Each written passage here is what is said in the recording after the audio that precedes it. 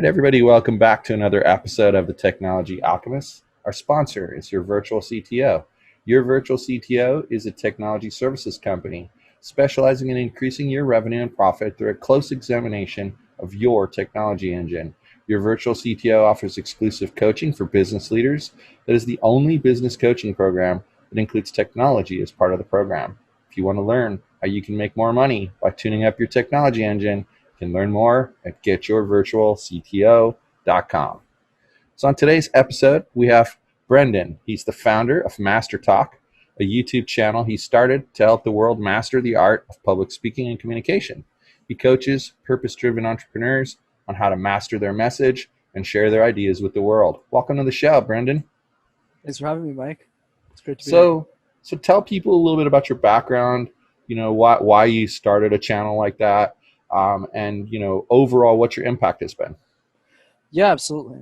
So like you mentioned, I started MasterTalk a year and a half ago on communication public speaking tips on YouTube. But how that started was very different than where we are today. So when I went to university, I mostly just wanted to go to business school and get a job as a corporate executive. And that was pretty much my life. So while other guys my age were playing football or soccer, rugby, things, as you can probably tell, I'm not very well equipped to do. What I was doing instead with that same competitive spirit is I was doing presentations competitively. So over the last 3 years of my university, I presented over 500 times, coached dozens of people on how to speak, and I was fortunate enough to get a job in technology consulting at IBM after I graduated. So, I had a pretty normal life, and I was like, okay, in 8 years I'm going to be a senior executive there, and that's going to be my life. But fate kind of had other plans for me, because without me even realizing it, I ended up being one of the youngest professional speech coaches in the world. And I also noticed that a lot of the content on YouTube was really bad in terms of public speaking. You hear advice like, imagine people with their underpants, like, be yourself. I'm like, what are you supposed to do with that? So I started making videos in my basement. I didn't think much of it, but I thought it was a stupid idea. Then a couple of months later, my YouTube channel kind of just started growing a lot faster than I thought it would. And I started putting a lot more resources into it, and I never looked back ever since. Yeah, it's a great topic because, like I mentioned earlier to you before we got on the air here, I think a lot of entrepreneurs need that kind of training. I think, you listen to, everybody has a podcast these days, and you listen to podcasts and you just say to yourself, where did that person learn to speak? It's just crazy. I think, what though, like, how to put this? So it seems like you're just sort of a natural at this. Like, did you have any training in public speaking? Definitely not a natural at this, actually. My origin story is actually the complete opposite of that. So I grew up in a city called Montreal in Canada. For those who don't know, Montreal is one of the few cities in the world where most people in the city are bilingual, so they speak two languages, or they're trilingual. So very few people in the city only speak one language. So growing up in that city, I needed to learn French, which was the language I didn't know how to speak in the city. So my parents looked at me and they said, well, buddy, you got to learn this. So we're going to throw you into a French education system, which was the best decision my parents ever made, by the way. But the consequence of it, at least at the time, was not only was I uncomfortable with presentations, I had to present in a language I didn't even know. So when I was in grade 1 or 2, I'd look at the crowd and go, bonjour. And that was my life for a long time. So I guess the answer is pretty much the counter answer. I was probably one of the worst speakers I knew. But what happened over time and how I learned it was by doing these case competitions, what these competitions are called, just to give more context to people, especially since most people are in the tech space, it seems. Think of it like hackathons in computer science, but in the business world. So let's say a Nike or an IBM gives you a problem, like a business problem. You got 3 hours to solve the problem, make slides, make financial statements. It was really intense. It was like the business Olympics. And at the end of the 3 hours, you got to present your solution back to the executives, and you're not allowed using internet. So you have to be really thoughtful about what you say and how you say it. So because I grew up in that environment, that was my life every day. Like every day was presentations or coaching people, which is, I know, very odd. And that's how I became what MasterTalk is today, essentially. That's incredible. So do you think that, what's the one thing that when most people come to you, you need to fix in order for them to be a better public speaker? Yeah, definitely a lot of things. But I think one easy one that people could take as a takeaway is understanding how to practice. So I like comparing public speaking a lot to jigsaw puzzles. You know those 1,000-piece puzzles you do with your Hmm. family on like Christmas or something, or like when you're relaxing. So if I asked you back the question, Michael, if you were doing this jigsaw puzzle with your family, which pieces or anybody, which pieces would you start with first, and why? Generally, the edges because they're the easiest to find matches to. Absolutely, I completely agree. So the question we need to think about is why don't we do that in public speaking? We got a presentation to give in 2 days. So instead of starting with the edges, we take a bunch of middle pieces in the puzzle and we start shoving a bunch of content. And then the presentation happens. We get to the last slide. We go, yeah, so thanks. And then it's over. So what I recommend people do is think of it like a jigsaw puzzle. Start with the edges first. Do your introduction, just your intro, 50 to 100 times. It's a minute each. Won't take you that long. You'll practice for 2 hours. You'll have done your introduction 100 times. Do the same thing with the conclusion, because what's a great movie with a terrible ending? Well, it's a terrible movie. So be sure your conclusion just as good. Practice the same amount of times, and then what you'll realize is that you're a phenomenal speaker. And then the confidence that you have now, then you tackle the middle. That's the right sequence and how you're supposed to think about it. That makes sense because I've actually heard advice before of like if you're trying to memorize a speech, do it backwards. And what I always found interesting about that is I always feel like if I actually really like what you said because if I were to take the opening and memorize it and learn it really well, and the closing and learn it really well, well, the first few seconds of your talk is where you draw people in, and the end is where you wrap it all up. If you screw something up in the middle, most people aren't even going to realize it if you gave them a good beginning and a good end. So that's actually great advice. It's something I'm going to remember because when we for our business we do videos and we loosely script the videos, but it's always focused on a great strong intro and a great strong call to action at the end. So that's actually really great advice.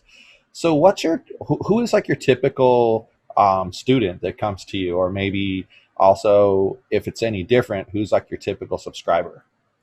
Oh, that's a fascinating question. No one's asked me that. So, in comparison, so Yeah. subscriber is actually very different than client because, as you can probably imagine, this is kind of a threshold that you need to be at an income level to afford a speech coach, and that's why I love making the YouTube videos for people. So for clients, it's usually two camps. It's either executives or CEOs of companies. So think about the technology, the manager, the director at Microsoft who wants to be a C-level executive. So that person needs to ramp up the communication skills to get to the next level and can afford these types of services. The other part that I didn't expect was the executives' kids. So let's say the Microsoft guy has a daughter, or the Microsoft gal has a son. Either way it works. They kind of just go, oh, let's hire Brenden as their speech coach. So I kind of coach their kids in groups, which is a lot of fun and very fulfilling. My most successful client is 6 years old. I'm always very proud of that.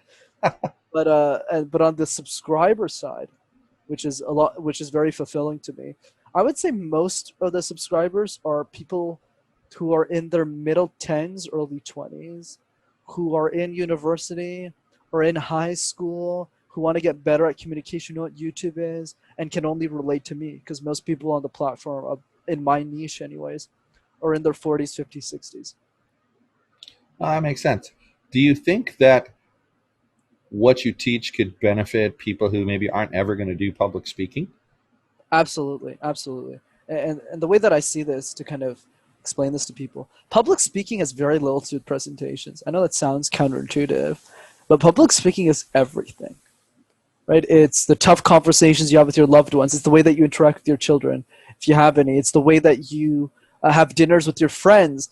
It's the way that you negotiate contracts. It's the way that you sell something to somebody. It's everything. Every day is public speaking. Every conversation is communication. That's why I created the videos. So I was like, well, for such a foundational skill, we should be charging the world hundreds of dollars an hour for this thing. Let's democratize this in the same way Dale Carnegie did with the stuff he had access to, which were books at the time. I'm just trying to do the same thing but through video. No, that's awesome. I also have a passion for helping people, and it's why like in our coaching program we give away the first 5 sessions for free because Oh a wow. lot of people say, well, how do I know it's going to work? And we show them that it works. So I think for you, your videos are probably also potentially a good lead in to your coaching services because they see it, they relate to it. But the one thing they're missing is they can't ask you questions and get feedback.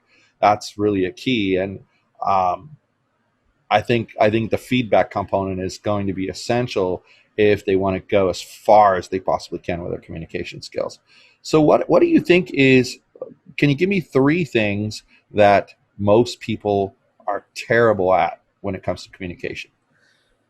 Huh, yeah. It's hard to just name three, but I'll give my best. So the first one is knowing how to practice. And so we talked about the puzzle method, but now let's talk about it from another point of view.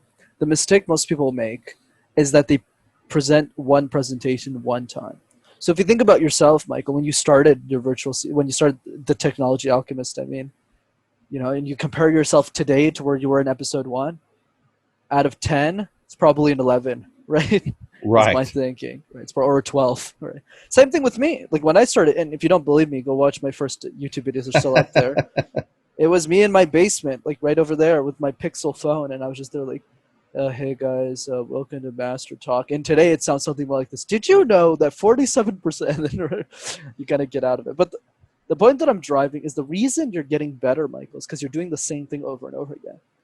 I mean, sure, you're interviewing different guests, but it's the same structure. You're not gonna wake up one day and you're like, I'm gonna wear a pink shirt for this episode and start yelling at the guest. Like it's not.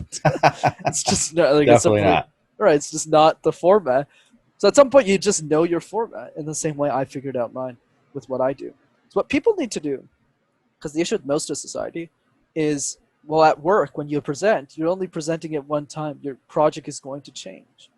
So the way that you fix this is you pick a topic, something you care about, something you're passionate about deeply, that solves a problem for somebody else that you can do forever. So if you're the CEO of your own company, that's easy. It's your own company, right? Because you're always, I mean, the mission is Always never talking really about it. going to change, right? Same thing with you. Like for you, you own your own company, but if I give you another example, it's your podcast. You, the mission, what you're trying to do, who you're Right. trying to aspire, is never going to change. But even if you're Julie who works at a bank 9 to 5, as long as you care about something outside of work, like cooking or running marathons, running Spartan races, pick one of those things that you think will add value to people. Is it your diet plan? Is the way that you run? And just communicate that to 3 people, And that just gives you the practice that you need. right? Because once, like say in Julia's case, all it takes is one person, not 1,000, one person to come up to her and say, "Hey, Julia, your presentation really helped me. I went for a run actually because of what you said, so thanks for that." And then at that moment, Julia gets addicted to public speaking. That makes sense because you're getting that positive feedback and everybody hungers for that. I mean, it's actually been proven that you get more out of your staff when you tell them what they're doing right more so than when you tell them what they're doing wrong. You train them. It's like being a coach, of a sports team. You see somebody making a mistake, you don't try to fix it right there during the game. You go back and you do practice and you retrain them. And I felt the same thing with people. If you get somebody who makes a mistake, make note of it, praise them on the things they did right, and then go back and retrain them on the things they didn't do right. I think your area of expertise is going to become even more important going forward because I mean now with the pandemic, everybody is meeting like this on a Zoom call, and they are being forced to speak. You can no longer be the little wallflower hiding off in the corner and turn in your written document. You have to speak, right? So I think it's going to become huge. But that leads me to another question: is like, how has the pandemic potentially changed what you're doing with your business? Absolutely. So there's two facets there. One is presentation, one with the business. So let's start with presentation, then we'll talk about me. So the biggest difference between the in-person world and the online one is that in the online world, you can't gauge somebody's reaction. So let's say I'm giving you a workshop, like in person with your team or with your family or friends or something. We're at a coffee shop or something. It doesn't really matter. And I'm giving a workshop on communication, and I say a joke. Two things will happen. One, you'll either laugh at the joke and say, "Man, Brendan's such a funny guy," or two, which is much more likely, you'll look at me and you'll go, "This dude is not funny." Why is he telling jokes? But regardless, I can adapt in real time. I can see that you and everyone around you isn't laughing, so I'm not funny, so I need to adapt. But I get that in real time. I don't have that luxury in the online world. Even in this very conversation we're having with each other, Michael, I have no idea how you're reacting to me. And the reason is because I'm not looking at you. I'm looking at the camera lens directly. Right? So if I Right. looked at you, now I can see how you react to me, but it doesn't seem like I'm paying attention anymore, even if I am. Right. But that is on steroids when you're in a Zoom call because you got 20 mini screens, all these little people, half of them got their video off, right? So the same joke that I gave before, I need to say with the same positivity, the same energy, the same execution, and assume it's funny. And that is the ultimate challenge of the online world. But it also gives us a lot of opportunity. So, two tips to point out. One is what I call the perfect virtual rooms. What you want to do, and I'm being sarcastic, perfect, get a bunch of people you don't like that are super critical about you and get them to poke holes in everything from the way that you dress, from the way that your audio is running, from, to the hair that you have them critique everything from the lighting to the way that you talk so that when you go to the actual thing, you'll be very well prepared. And the second thing that not many people think about is imagine the perfect in-person audience. Imagine the perfect audience. An example I can give with podcasting is when I was on my first show. It's really odd, Michael, because you're being asked questions from a stranger, and you're just like, "Oh, this is so weird." But then after you've been on a lot more than one show, the mindset that you have, and this applies for presentations with audiences or meetings, the mindset change is very evident. So you quickly transition from who's this stranger Michael guy to, hey, Michael's trying to help a lot of people with this podcast, with this amazing show, and he's got a great name too. So I'm going to assume as if I've known him for many years. And that's the way I'm going to bring up in this conversation. So over time, as you keep telling yourself that, and people keep giving you positive feedback little by little, that belief system will eventually become true. And then how is it affecting your business? Right. Good point. I should have mentioned that as well. I guess I was going on a monologue. That's why I didn't want to keep going. Me personally, yeah, it definitely sucked. I mean, I woke up one day and I lost half of my business because a lot of my business is speaking revenue. But I've recovered a lot of that since, actually most of it. But I think the point I want to drive for people is understanding the following.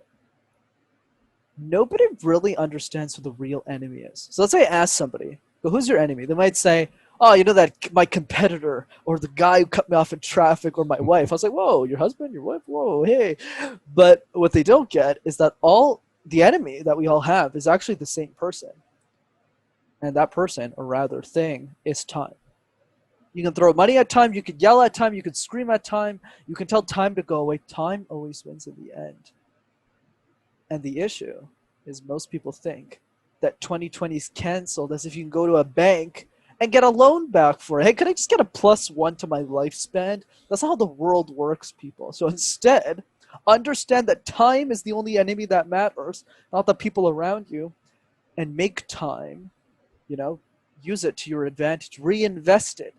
If I can't speak anymore, if I can't fly out to Amsterdam, all that stuff anymore, then what do? Then I guest on 1,000 shows. I'm obviously exaggerating with that, but you get what I mean. Like, or I do more coaching, or I transition from to a coaching business.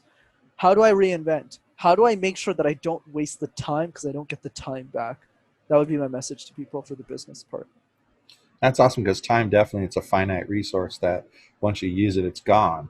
And a lot of people don't. I mean, intellectually they realize that, but then they're like, "Oh my gosh, where did the year go?" Where you hear that all the time, like especially during a work week, someone will say, "It's Friday already. Where did the week go?" Yeah, well, it's same as many hours as you've had every other week. That's an interesting point. But I mean, you mean basically you're talking about pivoting. I mean, people need to learn to pivot when there's a problem. Period. I mean, and it's basic business sense. You're trying to do something, you keep running into a wall. Either climb over the wall or go around the wall, but don't keep bashing into the wall. That's just insanity. So that's actually very interesting. So you you mentioned, that it's about communication. How much does written communication affect your spoken communication? Hmm. fascinating. So the way that I see this is there are definitely links between the two. I mean, the way that I see it, anyways, is my definition of communication is what I call the multiplier effect. So as you get better at one facet of communication, you immediately get better at all the others. So in my case, I was really focused on presentation skills, and my written skills were terrible. They're horrendous. But I got really good at presentations. And then what that did is it allowed me to have more thoughtful conversations with people. I worked on that. Next layer, next layer, next layer.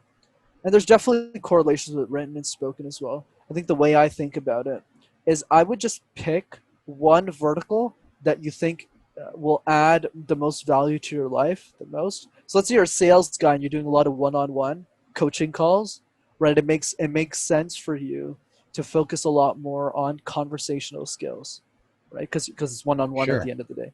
But if you're doing group coaching, then it makes a lot more sense to presentation skills, etc.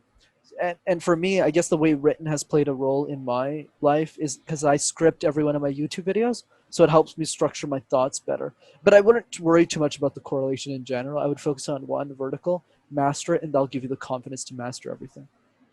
Now, do you recommend, let's say someone has to give a speech for, who knows, maybe they're running for political office and they're going to need to give a speech, and maybe they're even going to give the same speech, the topic anyway, over and over again. Do you recommend that they write out the speech and then memorize that speech top to bottom? Or do you recommend that they bullet point and kind of ad lib as they go, to kind of show their knowledge? Absolutely. I'll give you, and this probably doesn't apply to politics, but I'll still mention it anyways because that's like a whole other game. And I don't like training politicians, so it's not my game. But the point that I want to drive, here's a simple framework that works for most cases. Okay, I'll simplify this down to the granular. One, what is your key idea? And there's a question you can ask yourself to figure what that thing is. So another way of looking at it is if you were to summarize your whole presentation in one sentence, what would be the sentence? And the way that you figure out that sentence is the following scenario. Let's say it's your last presentation ever, and after you present, you die. I know it's morbid, but hear me out. And in that presentation, you can talk for as much as you want. 6 minutes, 6 hours, doesn't really matter. But the audience will not remember your name. They won't remember your title. Heck, they won't even remember your content. But they'll remember one sentence. What do you want the sentence to be? So for me, it's pretty simple. I can teach you about communication for hours on end. But if there's one sentence that summarizes my life's work, it's the following. Anybody can master public speaking. If a 5-year-old kid can go on and present in French his whole life and still end up speaking like this, anybody can do it. I firmly believe that, and I hope through this conversation I was able to prove that key idea. Second part of the framework. Now that you know the key idea, what is the best way of defending it that works for you? Is it an analogy? Is it a story? Is it a series of statistics? And that's always going to depend on the message and who you are. I hate the crappy advice of you need to be more funny. If you're not funny, don't tell more jokes. This doesn't work. It's more about saying, okay, based on my key idea, whether it's trying to promote virtual CTO, whether it's me and promoting MasterTalk, the YouTube channel, or whatever the idea is, what is the best way of defending that key idea? And over trial and error, I realized that the best way of explaining my idea was through a personal story. If I tell people how terrible I was, it should encourage them to figure it out, right? But for somebody else, it's going to be different. Let's say you're trying to defend your PhD thesis. You can't just tell jokes for 3 hours. Probably not going to work. So second step, figure out what are the best tools and tricks that defend your message the best. And the third part is apply puzzle. Intro, conclusion, middle, and that's it. You're done. Great, great. So, like, I mean, I get a lot of different thoughts about what you just said. One of which is obviously you can be a great writer and a terrible speaker, and you can be a great speaker and a terrible writer. That's Absolutely. just a fact. It does appear to me though that like you're right. Political speeches and any other kind of speeches are totally different because every political speech is going to be more of a persuasive rah rah, you know, I'm the smartest guy on the ballot, kind of thing. And how do you go about teaching people to set the right tone when they're speaking? Like, like you said, that one sentence. They know they know what their one sentence summary of their talk is going to be. Now, how do they set the tone so that when people leave, they get it? Before you answer, we attended a conference that was supposed to be in person. We attended it online, and one of the things I noted was I can remember so many amazing key takeaways, but if you ask me who said it, I don't remember. Yet when I'm in person with somebody and I see them on a stage walking back and forth, for some reason their name sticks with me, which is sort of weird. But how do you get that tone so that people will remember that one sentence and basically stick with it? Yeah, it's a fascinating thought. I think the way that I think about this is at the end of the day, it all boils down to one thing, and that is how obsessive, how far are you willing to go for your audience? So if you think about me relative, let's say you compare top 1% speakers with top 5% speakers. It's like the whole what's the difference between first and second place at the Olympics? They're both amazing. They're both incredible. So why does one win gold and the other one win silver? That's a more different example. You get the idea. Yeah. The difference, at least in the context of communication, is obsessiveness over the audience. So a great speaker will go, okay, this is who Michael is. This is what he does. I need to make sure that my knowledge applies to his business and what he's doing. Right? What a top 1% speaker does is he has dinner with Michael. He understands Michael at a level most people aren't willing to go. I have probably had more conversations than anyone in my industry with 8-year-olds, with 16-year-olds, with 57-year-olds, with 73-year-olds, because it gives me a perspective on public speaking that nobody in my industry has, because I'm willing to have those conversations that don't necessarily benefit me financially. So I'll give you the best example. When I was talking to the 8-year-old, and I was saying, like, what did you think about my presentation relative to other maybe professional speech coaches that come in? She looked at me and she was like, what's a CEO? And I just went, oh, I really got to simplify my stuff, right? So that the next time I went and I was presenting, and the 8-year-old went, I love communication. I was like, I got it. I found out the niche. But the difference is not that I'm more special. I'm just willing to have the conversation with the people that nobody wants to talk to. It makes sense. I mean, it's with any business, you have to know who your target is, and in that case, it's funny because we assume somebody knows what a CEO is, and that's what's actually sort of cool about the fact that it's an 8-year-old is they're going to let you know which areas were understandable and which areas were not understandable, which can only benefit you in the long run the next time you do that same presentation because you realize you have to define terms differently. Because I personally believe a lot of disagreements that happen, especially online disagreements, are because people aren't paying attention to the words the other person is using, and they take those words their own way rather than realizing, well, hold on a second, I'm taking it way over here, and it doesn't seem like they are. Maybe I should ask a question to clarify. I think that's a key one too. Is when you're giving a talk, be prepared to answer questions so that you can define your message better. I mean, that's really what we're doing here is I'm getting you to answer questions about communication, and hopefully the listener is learning something from it by paying attention. And maybe if they have questions, they'll reach out to you, which brings me to the point. Where can people find you? Absolutely. So the best way to get in touch is probably MasterTalk, the YouTube channel. So you can just type up MasterTalk in one word. Share all my best stuff over there on public speaking communication. And if you want to send me a message directly, Instagram is always the best way. So my handle for that is Master Your Talk. Nice. Okay. Yeah, and we'll make sure to put a link to both of those things in the notes. But I really appreciate everything you had to offer today. I think it's an intriguing um, topic because if you think about it, it's the one skill besides walking that everybody has to have, right? Like you have to know how to communicate, and most people they're terrible at it.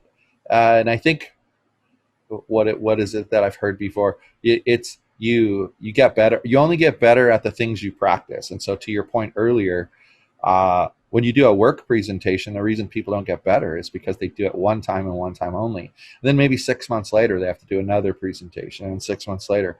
But if they were forced to, I don't know, like in my past in my career, I had to give a presentation to a department in a company, then that same presentation to a second department, and then the same presentation to the executive board.